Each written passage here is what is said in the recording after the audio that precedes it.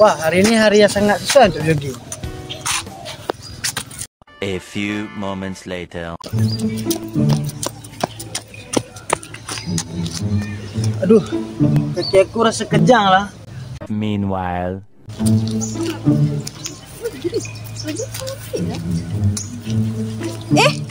Awak okey ke? Tadi saya sedang jogging. Lepas tu kaki saya rasa kejang lah. Ni mesti awak tak panaskan badan dulu. Memang kena panas badankan dulu ke sebelum melakukan apa-apa aktiviti? Ya, kenalah. Mari kami terangkan. Tahukah anda, dalam badan manusia juga berlaku fermentasi, iaitu fermentasi eksilektik. Ketika kita melakukan aktiviti cergas, kadar penggunaan oksigen akan melebihi kadar yang dibekalkan oleh sistem peredaran darah. Ini akan menyebabkan otot berada dalam kekurangan oksigen dan mengalami hutang oksigen. Hutang oksigen tu apa?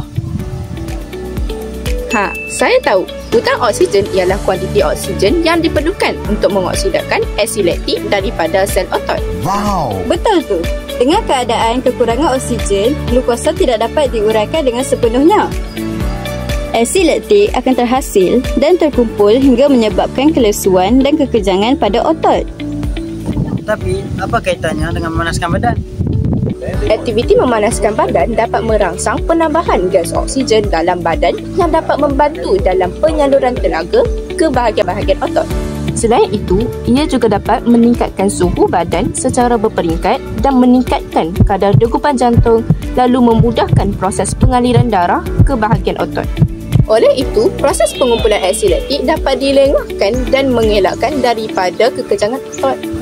Oh, baru saya faham. Letakkan pet panas ni untuk mengurangkan kekejangan otot. Lepas ni jangan lupa panaskan badan dulu tau. Baiklah, terima kasih.